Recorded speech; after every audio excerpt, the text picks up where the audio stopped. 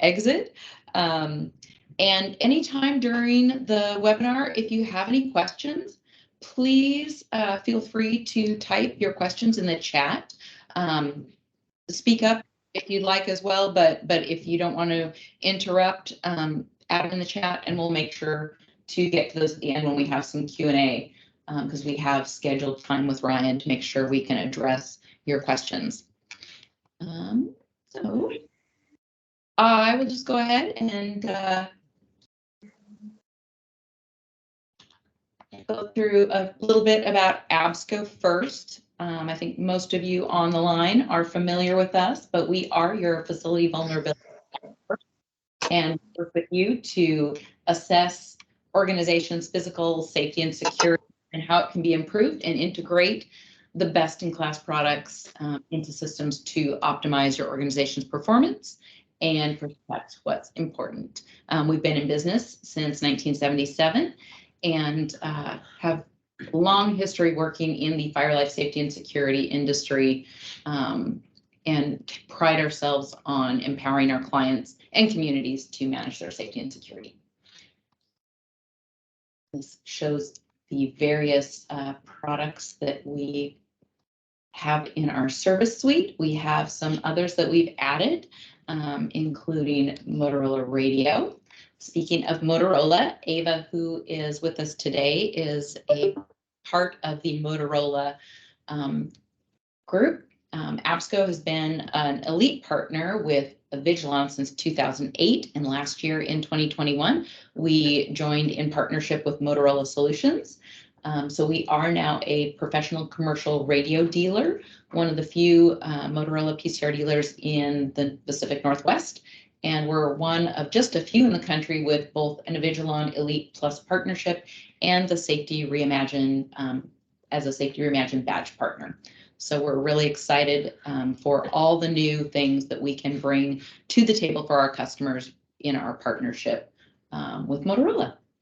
And with that, I am going to stop sharing and turn this over to Ryan, who can tell you all about AVA Security. Perfect. Thank you so much. Welcome, everybody. Apologies that I'm not able to see you face to face.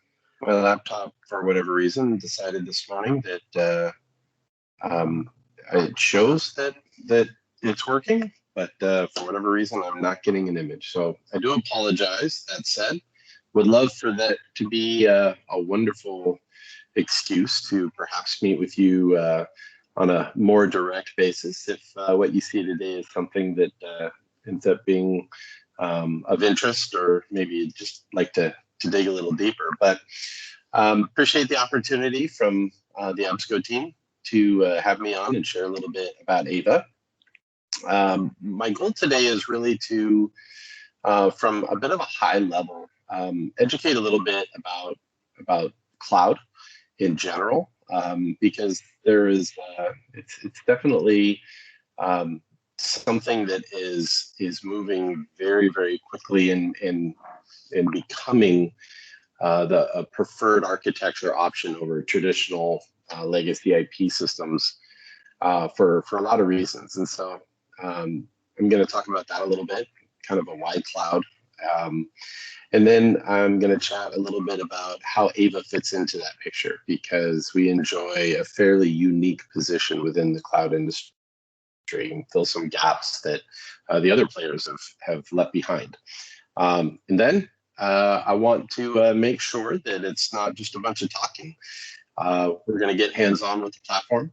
We're going to run you through some use cases and show you what AVA looks like and some of the cool things we can do.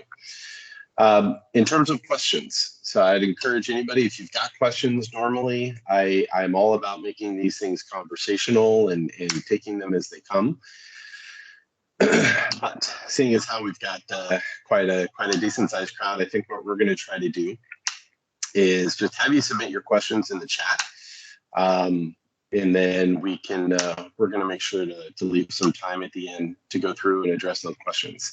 That said, if you have something that is burning so bad that you cannot wait, then feel free to raise your hand or just hop in over the top, and we will we'll do our best to address that. But if it's something that can wait to the end, then just go ahead and throw it in the chat, or we'll take live questions too. So with all that said, I'm going to go ahead and share my screen, and let's get this show on the road.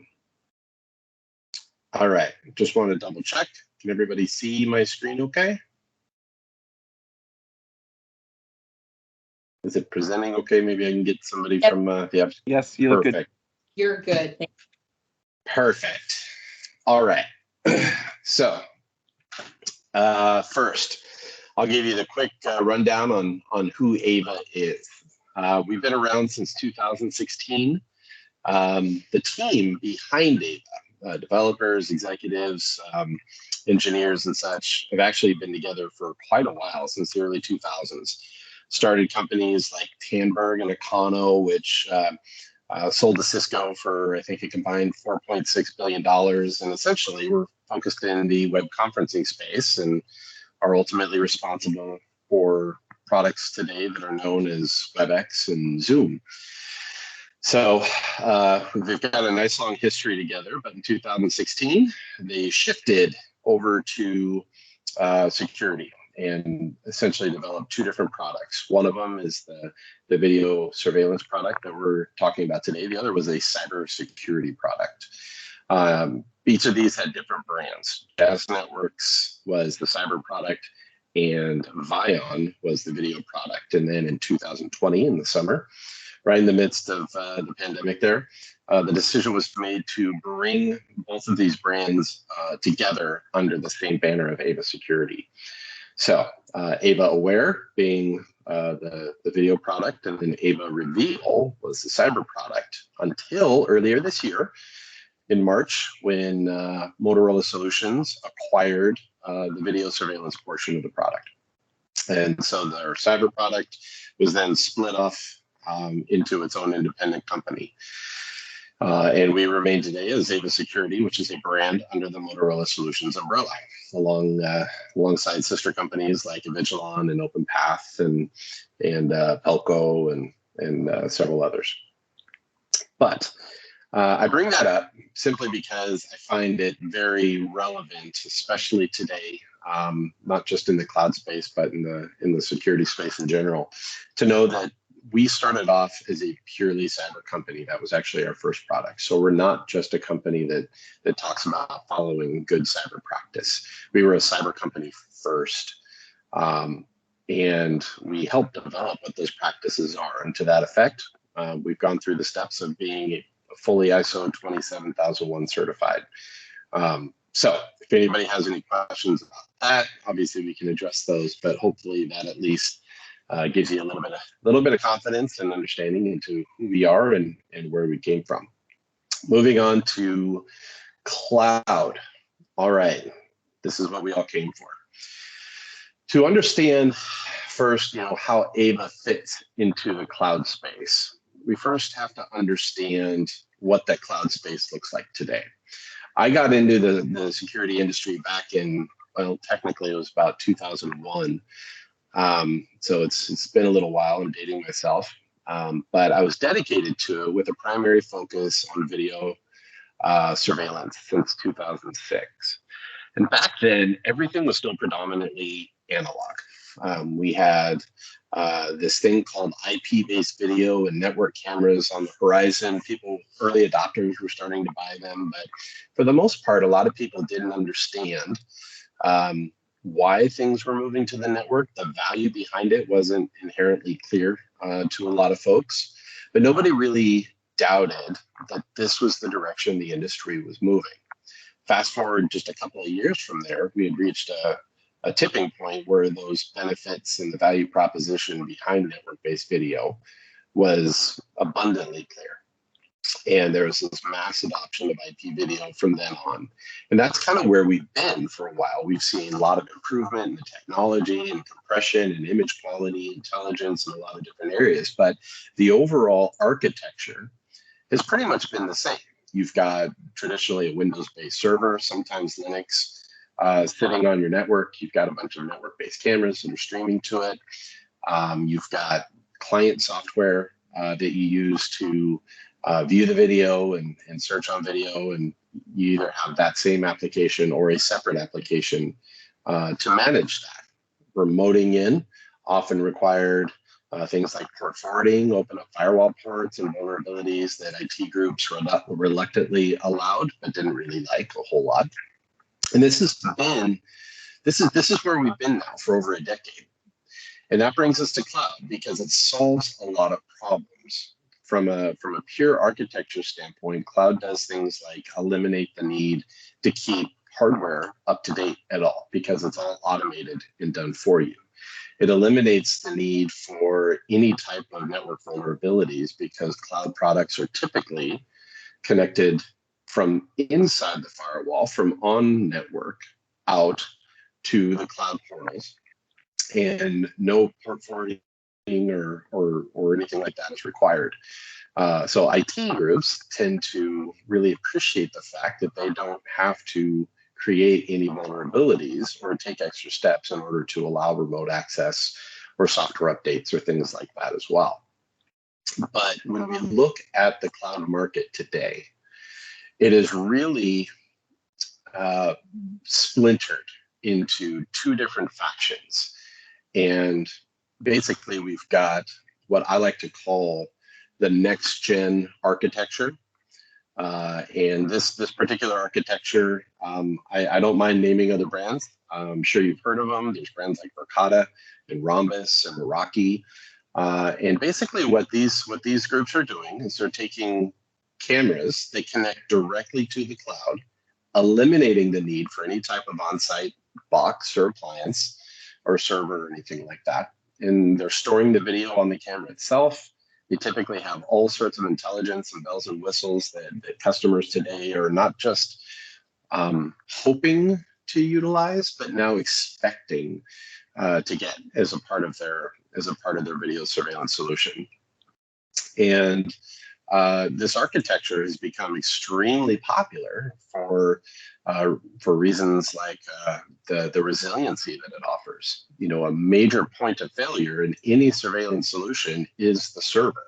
If that server goes down, then every camera that you have is going to go down with it. At least every camera that's recording on that server. And so you're no longer recording, the server's down, you don't have access to anything. You're basically blind in every way. And yes, some products out there offer redundancy, which means you have to buy additional server hardware and you have to maintain that additional server hardware and everything. So that way you have backups. So there are ways around it to address that, but it requires additional time and additional cost in order to do that. So with a cloud camera, every camera is completely independent. If a camera goes down, it doesn't have any impact on the rest of the cameras, and you don't have that single point of failure anymore. So the resiliency of this next-gen architecture has been extremely popular. Another major benefit is the scalability of it. You never have to worry about outgrowing a server with cloud cameras. If you need another camera, or you need another 10 cameras, or you need another 100 cameras, you simply buy them and add them. You're never going to run out of space because there is no box out there dictating how much capacity it allows. And then, of course, just the simplicity of the cloud architecture in general, with automatic updates and again, no box to manage, no box to keep up. All of those things have made this next generation architecture extremely popular. And by the way, there have been multiple studies done on this. I've read many of them, but the general consensus is that the total cost involved in managing a Windows server is anywhere from $15,000 to $25,000 per year. And that is not just hard cost, but that's space, that's cooling, that's power, that's time to do all the necessary patches to the OS, to do upgrades to the software that you're running as well. But that's pretty much been the consensus. I've seen as high as 25 and I've seen as low as 15. So that's real dollars. hardwares, and that's real cost that is now saved when you move to this type of architecture. But there are inherent downsides as well. One of them being that when you go with cloud cameras, it pretty much means that any cameras, any infrastructure that you currently have in place is not usable. Obviously, the network itself is fine, but the cameras that you have are not usable. You have to buy these cloud cameras from the platform provider. That's a big one, because not everybody has budget to rip and replace everything that they have all at once. And if they do it over a period of, let's say, 2 or 3 years, then along the way, they're managing their own platform as well as the new platform. So you don't have that consistency in managing your security operations during that time period. It's definitely not ideal. Another big downside is the fact that all of these cloud cameras have traditionally also been very proprietary, not just in the fact that they have to be used in order to connect to that manufacturer's platform and into their cloud, but even more so in the way that those cameras can never be used on any other platform. They are proprietary in every sense of the word. So in the future, anybody that is using those products and decides for whatever the reason to go down a different path, then all the money they've invested in that hardware is completely wasted. They basically have zero value. They cannot be used other than maybe trying to sell them on eBay or something like that to somebody else. And that brings us to the other half of the market. Now, these are brands like OpenEye or Eagle Eye or Arcules, which was a milestone spinoff. You may have heard some of these names. These folks all take an appliance-based approach to cloud. Now, essentially, they're utilizing existing cameras, traditional IP-based cameras that are going into that cloud connector via the network, just like their current NVRs. But instead of being a locally based video management platform there on that server, it is simply a conduit or a gateway into the cloud. So they still get the benefits of cloud architecture, but they're doing so with a lot of the hardware investment that's already in place. So in order to migrate, this makes it very cost effective and very easy.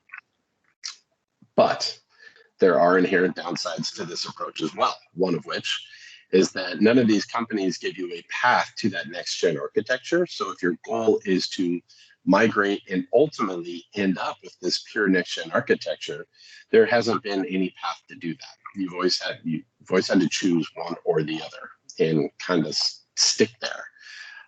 And the other is that these approaches with the appliance typically don't add any real value other than the architecture itself, meaning they're not adding any benefit or significant functionality that makes how you're using your video surveillance better, more efficient, feature sets and intelligence and things like that.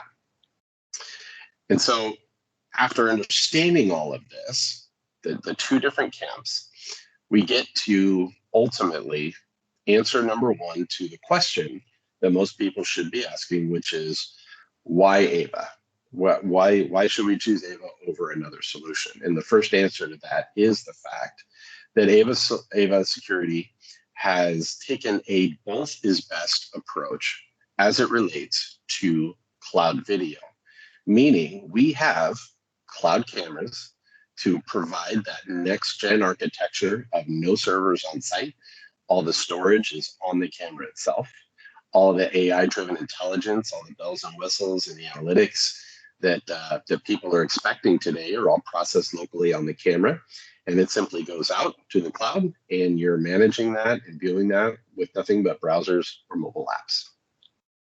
But we also have an appliance that we call a cloud connector. We don't hide the fact that this is simply Dell hardware running a very stripped down Linux kernel, but it's a very hands-off box.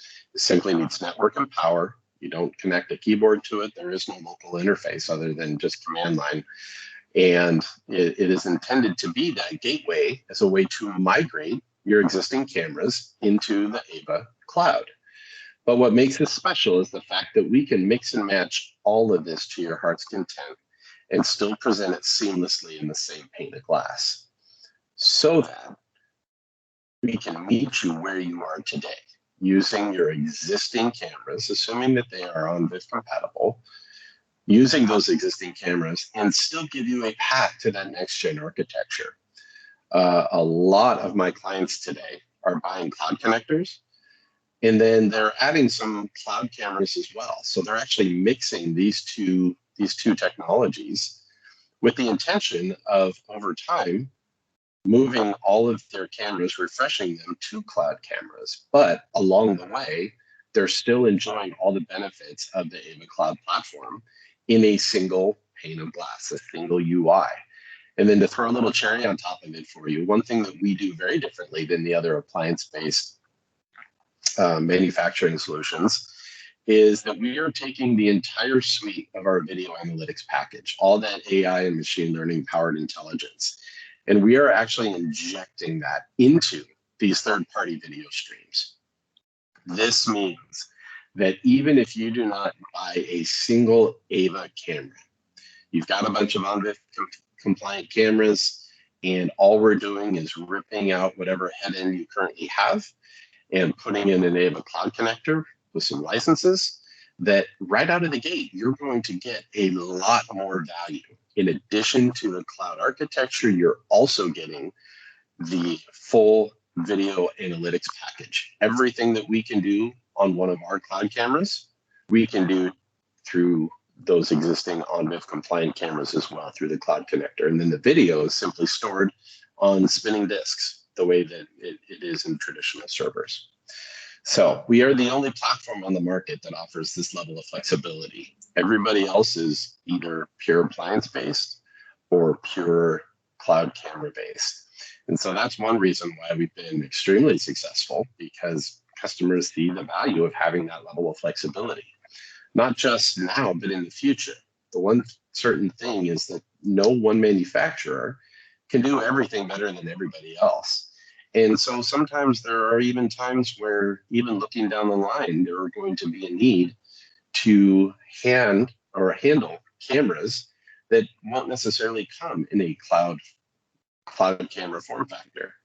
And with the cloud connector, we ensure that whether it's today or far into the future, that you have the flexibility to not just have cameras in the cloud, but also support all of those unique cameras that perhaps are essential to your business or your organization, and still have it all seamlessly presented in the same cloud platform. So that's number one. Number two, in terms of why AVA, is the fact that we have chosen, rather than proprietary, to be a very open platform. I've been a proponent of open architecture and open platforms for pretty much the extent of my entire career, because I've just never seen the value outweigh the risk when it comes to proprietary solutions. And so what I mentioned earlier about going down a path of proprietary cameras, it's basically a risk if you ever decide or are forced into walking away from that platform. You're losing all of that hardware. It cannot be used anywhere else. And so AVA has taken an approach that says, we're not going to make our own access control system. Instead, we are going to partner with and integrate with many other platforms to give you choice. We are not going to build all of our own sensors. We're going to support multiple options, so that way you have choice. We're not going to force you into our own cloud storage, even though we have it available. We'd love to provide it to you. But we're going to give you the ability to choose to use your own cloud, or an on-site NAS or SAN, a local file system that perhaps you've already invested in and want to leverage for long-term retention. Our platform automatically includes 30 days of hosted cloud storage at no additional cost. But if you need to go beyond that, say if your policy dictates that you need to keep 90 days or 6 months worth of video, yes, we can do that for you in a hosted environment, but we're going to give you options. If you already have the hardware to support that, or your own cloud, either through S3 or AWS or something like that, we're going to allow you to use that. We're not going to lock you in. We want to provide more options than limitations. But being open is a two-way street. And that means the freedom to know that all the hardware you buy from AVA is not going to be worthless if at some point in the future you move away from AVA. And to that end, all of our cameras are scheduled to get firmware updates. And this is not just new cameras moving forward. This is every camera we've ever sold that will make them ONVIF compatible themselves. And as I said, our cloud connector is Dell hardware. Yes, we're running a very custom stripped down Linux kernel image on it, but it can be re-imaged to load whatever software you want. And assuming that that platform would be ONVIF compatible, then yes, you would still be able to use all of our cameras. So no hardware that we sell is going to be so proprietary that it becomes useless if you move to a different platform in the future. As long as it is supporting those ONVIF standards, then you can absolutely use all of it. So we've taken that unique step, and today the only one in the industry that says we're not in the business of locking you in so tight that you don't have options down the road. We hope to keep you as a customer by providing more innovation, more value, but never will we ever lock you in so tight that you're stuck.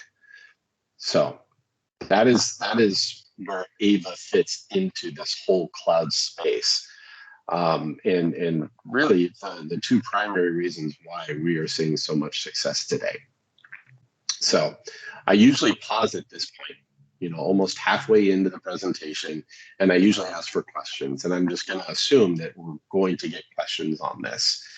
But let me just say that even though we're holding to the end for questions, if you forget everything else I've told you today, this is the part that I hope you retain. This is the part that I hope you remember, because as much as it shocks me still, we are the only cloud platform in the industry that is not only completely open, but also has the ability of doing cloud cameras and supporting your cameras with full video analytic capability, all in a single pane of glass.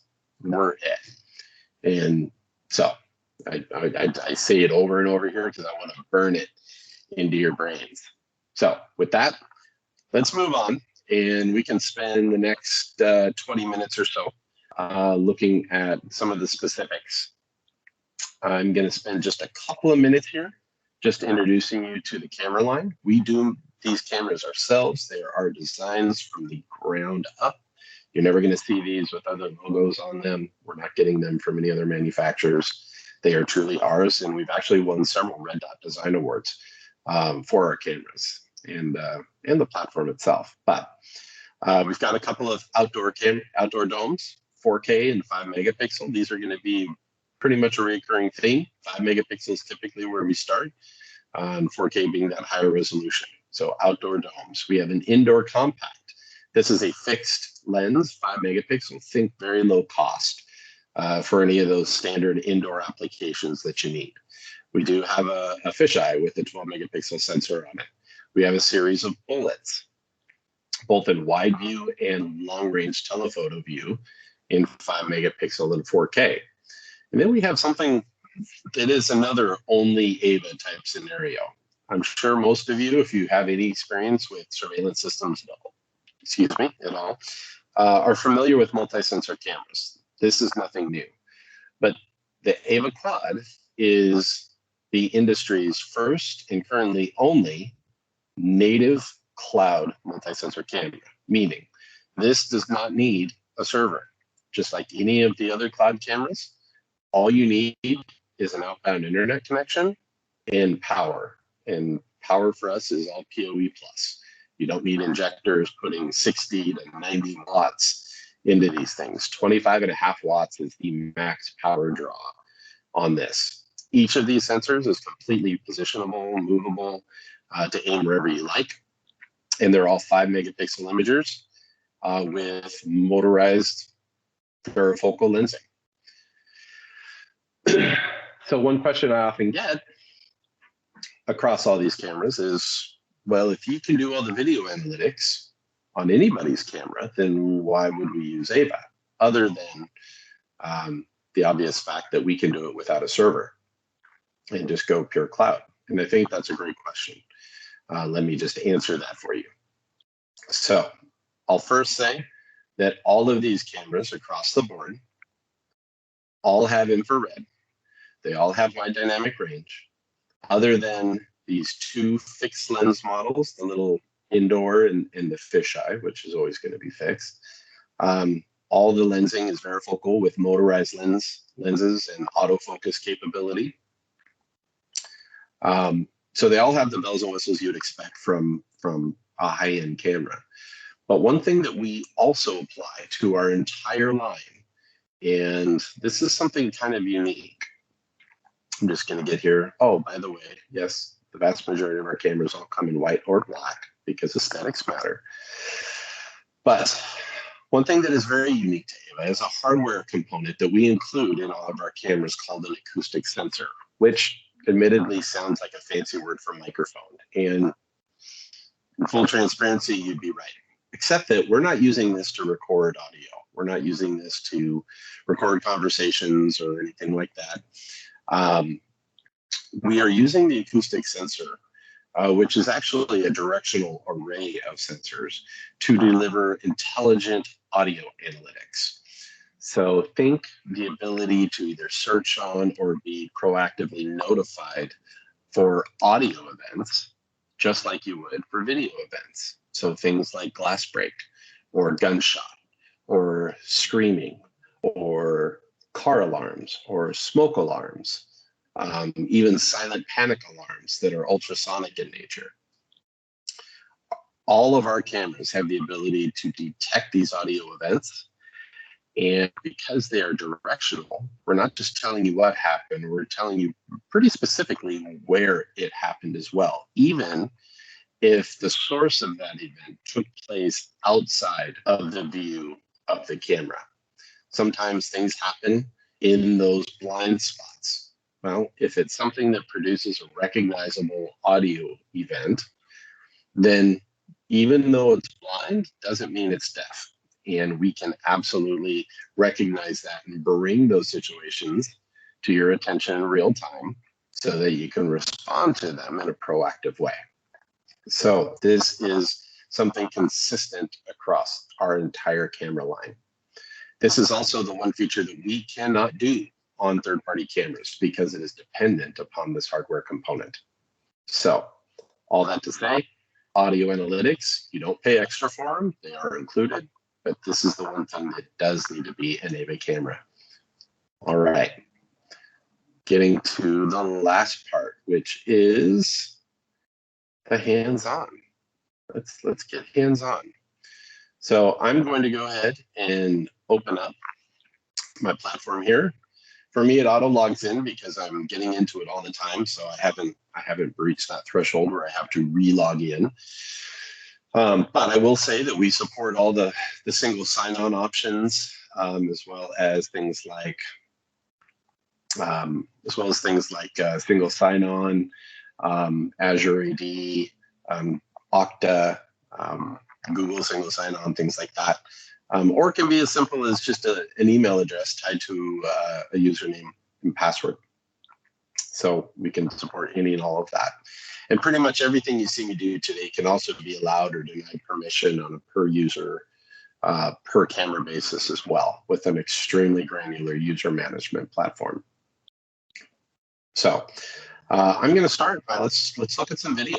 And as you can see, I'm just in a browser up here. I'm in Chrome, but we tab out our own modules down here in our own environment. And if we need to go multiple windows, we can do that too. But I'm going to start by let's just build a view. I'll include let's include one from our multi-sensor here. I'm actually going to include this camera because it's kind of unique, and I'll talk about that in a little bit. And then just to show that I am not lying about third-party cameras, I'm going to throw in a Vigilon camera in there as well. But it could be Axis, it could be any of these. I'm choosing a Vigilon for my friends at Absco because I know that they've sold lots of Vigilon in the past, and so What you're seeing is basically live video in Raleigh, North Carolina. I'm currently in the Seattle area, although I live down in Central Oregon. And I'm actually using my cell phone to not only stream all this video to me, but also upload into the webinar itself. So if we do get a little bit of buffering or whatever, that's why. But I think you saw that this was able to jump in pretty quick, even despite the fact that I'm simply just using a cell phone here for my internet. And you saw how basically we can organize the cameras into different sites, subsections within those sites. It's all pretty simple. And if we want to change something out, it really is just a matter of grabbing it and dragging it over, much like you're probably used to today. We wanted this to be very seamless, very painless, and very intuitive based upon what most people are already used to. So that's what we've done. Managing or navigating within these areas, pretty simple. If you want to digitally zoom, draw a box, and we're going to zoom in on that area. It'll be a little grainy at first, and then as bandwidth allows, it'll clear up as we're always actively scaling everything to better manage the bandwidth and give you the maximum performance for the least bandwidth impact. And finishing off the tour down here, we have visibility of our access control points, our sensors, network speakers. We can choose different layouts. And then of course we can also, after we build a view, we can save that so we don't have to recreate the wheel every time. And we do that with a single click, give it a name, and decide whether or not you're going to share it with other people. That should all be pretty basic, but now we get to have a little bit of fun. So I'm going to go ahead and do something here. And as I just turn on a couple of illustrations, these are just purely visualizations, right? So I didn't activate a feature, I just made it visible. And what you're seeing basically is the fact that AVAware is not a motion-based platform. Motion-based recording has been kind of the mainstay for the vast majority of systems for a long, long time. And I say good riddance because it is fraught with the ability to record a bunch of video that at the end of the day just doesn't seem all that important. AVA focuses on people, which you can see here outlined in blue, and we focus on vehicles, which are outlined in pink. So that when you look at the activity bar down here with all its peaks and valleys showing you also the amount of activity, you can also see just through color where the presence of people are versus the presence of vehicles. Now, obviously on these indoor shots, thankfully, we're not seeing any vehicle traffic, but here on this outdoor scene, you're seeing a healthy combination of both. So that if we want to go back and just do a quick search, and when I say search, I'm talking more playback, and that's what we call it. We can go ahead and do that right here from the live view. And if we do this on multiple cameras, then that playback is synced up. And of course, we can go to whatever date or time necessary. And then with a click, we simply get back to life, right? And I want to just highlight again that even though this is not one of our cameras, the presence of the color here and the object detection kind of validates the fact that we are doing all of these same things here on third-party cameras. I'm getting a lot of these buffering rings. Can I just get a quick check to make sure that I'm still on with everybody? We still see you, Ryan. Perfect. Just want to make sure. All right. So that's simple playback, and sometimes that is the most appropriate way to do things because you know exactly what happened, you know where it happened, you know when it happened, and you just need to go to that point in time and gather the evidence. But often we need to get more intelligent than that. And so we have features like appearance search, where I could say, I need to find the female that was wearing the red shirt. And this happened in the market, which is somewhere else in the world. And so I'm going to choose all those cameras very quickly. And let's say that this event happened in the last 30 minutes. We've got some pre-canned options for all our searching, but you can always put in your own time period there. And very quickly, despite me being on a cell phone connection, you can see that I'm getting a lot of quick hits that upon closer inspection, all do appear to be a female wearing a red shirt. So let's just start our investigation. I'm going to start adding some clips of this individual across multiple cameras into my storyline. But perhaps there's more to this story. Perhaps she actually drove away in a red sports car, and we wanted that to be a part of this investigation too. So all I'm doing is changing what it is that I'm searching for. I've gone from female wearing a red shirt to a red vehicle, and everything else I'm going to keep exactly the same. But of course, now the results that I'm getting are more specific to what it is that I'm looking for. So there it is in the parking lot. There she is driving away. That's a different red car. I don't need to worry about that. And there's a clip there. So I've built my story, and I've got all of these available. Now, what am I going to do with it? Well, like everybody else, we can export that into standalone files. That's not unique. We can bookmark it. That's even a pretty common feature, just preserving it on the platform so you can easily find it later. But sharing links has been incredibly popular and very easy, because now we can share that video without having to do any video exporting, without having to burn to a thumb drive or a DVD, without having to create users that we don't want to be users on our system. We can take all of these, modify the start and the end time, give it a name, throw some notes in there, choose how long we want this shared video link to be active. Perhaps we're providing it to law enforcement, and we want them to have the ability of downloading it themselves, so we don't have to. And then as an added layer of security, I'm going to go ahead and create a password as well, just in case. I like being on the safe side. As soon as I hit create, that link is now copied to my clipboard, and I can share it any way that I would share any other hyperlink. I can text it, I can send it through Microsoft Teams or Slack, or throw it in email, whatever you want to do.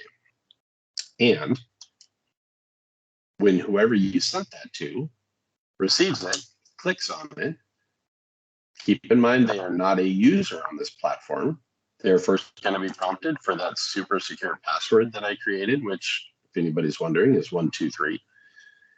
And within seconds, they now have access to all of that video. No special software, no special user permissions, nothing. It's just a hyperlink. And they still have the ability of doing the digital zoom and everything that they needed to see for all of these links. Now, because I provided the ability to download that video with one click, they can also download all those clips locally to their computer and provide a password on that if they like. If this was law enforcement, then they would have the freedom to take that video and immediately upload it into evidence.com or whatever evidence management platform that they're using. And you have not had to burn anything. You've not had to meet with them. You've not had to mail them anything. And just to kind of reiterate, I've done all this from the other side of the country, and I've done it within seconds. So video sharing has been incredibly popular and very, very easy. Law enforcement loves it, by the way. That's an appearance search. Line crossing, I think, is something that's very underrated. And I'll just show how that works really quick, because I think that when people understand that with a simple line crossing rule, you can get something that is very, very important, which is a record of everybody that's come into your building over a specified period of time. In our office, people walk through this door and they walk down this hallway. And so I'm simply going to draw my line across the hallway, and I'm going to designate down as the direction of travel. I want to see people coming in. And if I do that search over the last 12 hours, I'm going to extend that out a little bit. Then again, within seconds, I'm getting not just hits, but a clear record of every single person within the last 12 hours that has walked into that space. So maybe this is a person I don't recognize. So I want to dig into that a little bit and figure out what he's doing. During the playback, we're also showing all this information on the map, so we know geographically or relative to the building what we're looking at. And if I can get this to stop buffering, hopefully my cell phone isn't slowing down here. And it might be, which means that for the sake of time, I might not be able to show this completely. But this little magnifying glass here allows us to, as the person walks in, isolate all the objects, all the people or vehicles in a scene, and with one click, now search for that object as a reference across all my other cameras. So I see somebody crossing the line that I don't recognize. And so I'm looking at the video, and with one click, I can now search for them across my entire facility. Makes that investigation very simple. Otherwise, you'd have to manually go through and look at every camera to see everywhere that they've been. We do that for you in an intelligent way. Loitering simply allows us to add somebody that's hanging around in a particular area for longer than a specified amount of time. And then sound, this is the piece that is unique to our cameras. Everything I've showed you thus far, it does not matter if it's an AVA camera or if it's one of your cameras. All the video analytics we can apply evenly across all those cameras. But the sound, these are the audio events that we can detect using our cameras. So I'll let you take a quick look at those. All right, we are nearing the end of the time that we've set aside. So I'm going to just do a couple last minute things. Everything that I've showed you so far, all this searching requires zero configuration, zero setup. It all just works out of the box. There's nothing that you need to do, but it is all 100% forensic, meaning when you do a search, you're searching for something that's already happened. The damage is done, the event has taken place, and you're simply gathering the evidence for that. When we incorporate our rules engine and start using this intelligence in a proactive way, it means that you don't need to just find the evidence of the damage done. Hopefully, we can respond in real time to allow you to potentially mitigate or even eliminate the threat or the damage, or keep that incident from taking place. So all of the intelligence can be used in this way. For instance, a gunshot, probably an important thing. If a gunshot is detected anywhere on your property, you'd probably want to know about it. Well, if all the cameras can detect that, and we set up a rule that you'd be notified, then you'll know about it within seconds, or a whole team of people will know about it within seconds. And perhaps that notification can also go along with requests to lock down the building or to initiate emergency communication through your signal management platform or what have you. Things can light lights, turn on sirens, trigger recorded announcements, open gates, lock gates, whatever you like. There's a ton of things that we can do in response to alarms being triggered. But these can be non-security related as well. With sensors, we can tell you when your IT closet gets too hot. We can tell you when doors are being held open or forced open. We can tell you if moisture is detected. We can even give you full occupancy across your building, even with multiple entry-exit points. Maybe a point within that building is only allowed to have 10 people in it because it's a smaller space. We can create thresholds so that way you can be notified when that 11th person goes into that space. So we're trying to help people shift away from a purely reactive mentality to a proactive mentality with real-time responses. But all of these rules require that you first anticipate the event taking place. You have to first designate what situation happened in order for you to create a rule around it. And that still leaves a gap for everything that perhaps you didn't think of. And that's why we have anomaly detection. Now, anomaly detection basically highlights the machine learning capability of the platform. And to put this simply, the system on day one begins collecting all sorts of metadata and analyzing it in order to create a pattern. And that pattern is, what does normal look like on any given time of day of week, location, object type, even velocity and sound. We're creating this baseline of normal so that we can identify, and if you like, even notify when things happen that fall outside that boundary of normal. We call these anomalies. And yes, this works with any camera. It does not have to be ours, with the exception of the sound piece. The last thing I'll show you before we get to questions is, quite honestly, my absolute favorite feature on the platform. And this is our mapping feature. Like everybody else, yes, we can bring in an image of a floor plan or a Google Street shot, and we can give you a map. We can drop our cameras on there and give you the ability to pull those up and see those live images. We can even show you, represent, what those fields of view look like. But if you're noticing, you might see something a little bit different. And that is the fact that because we are an object-based system, we can detect these objects and geospatially place them on the map so that without looking at any video whatsoever, I have a good idea of where people are and where they're going for both people and vehicles. And if I see something that I don't quite recognize, like this guy hanging out in the lobby, I can click on that object and then find out, oh, well, that's just Carter, and it looks like she moved her desk into kind of an odd spot. She's working there today. Or who's this person that's walking around? It makes it very, very simple to see without actually seeing.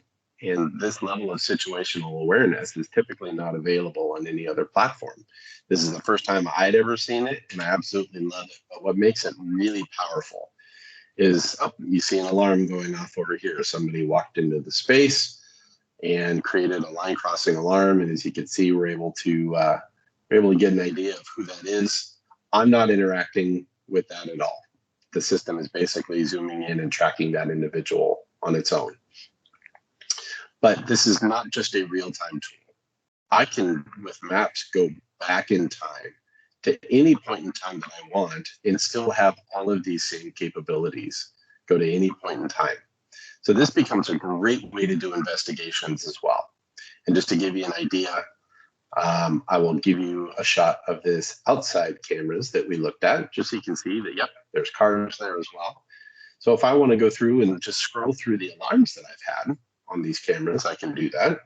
You can see this is an example of an audio-based alarm.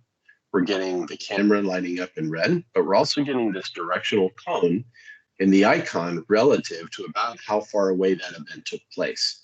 And if I go to the one before that, now we're showing a sound, a loud noise, like a crash or something that took place.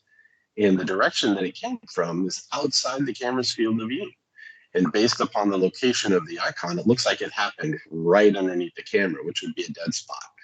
Now, if we were completely dependent upon seeing events, then I would have zero ability to know that even happened.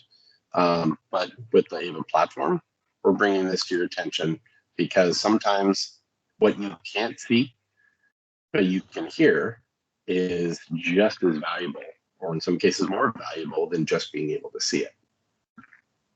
So I think that's going to bring some of the key features and use cases that I wanted to share with you guys to a close. And it looks like we have about 5 minutes here, so I went just a little bit long. I do apologize for that, but let's see if we've got any questions, and then I will just thank you all profusely for the opportunity to share AVA with you today. Could I get somebody to read questions off for me? I'm dealing with a single screen here. Brian, we did not get any questions in the chat. So I would say, ask everybody, if you have any questions, please feel free to call out. Well, no questions means one of two things. Either I did such a good job that I answered every question in anybody's mind, or I put people to sleep. I hope that's not the case. I hope it was somewhere in the middle where people are just maybe waiting for it. But by no stretch would I ever intend this to be a one and done for anybody. This is really intended to give you an introduction into this phenomenon of the cloud that is getting more and more popular as we approach that tipping point, mass adoption, using cloud as the platform of choice for video surveillance, but also how AVA is different and how we fit into that within the market with our competition. So if you see something that you liked and you'd like to know more, or you'd like to have your questions addressed privately, or even your own private demo, I would be more than happy to do that for you. I would be more than happy to set that up, and I would encourage you to contact your Absco rep, whoever you're working with at Absco. They know how to get a hold of me, and we would love to be able to go through that with you. So with that, if there are no questions, I'm going to say thank you so much for the opportunity. I hope everybody stays safe, has a wonderful, wonderful day, and turn it back over to you. Awesome. Thanks, Ryan. We would also love to say thank you to everybody for attending. We're hopeful that this was valuable to you all. Just to let you know, we do have some other webinars coming up over the next 2 months. At the end of October, we're going to do another webinar with Motorola on their professional commercial radios, along with the Ally Management System and Orchestrate. And we'll also be talking with Motorola in January, after the start of the new year, to go over the concealed weapons detection system powered by Evolve that they have. So we have some other great topics coming up. But again, if you have any questions, please feel free to reach out to your Absco account executive or to us at sales support@abscosolutions.com. We would love to help you get more information about AVA, and we will be sending out the recording of this webinar to everybody who attended and those who registered but weren't able to make it probably tomorrow.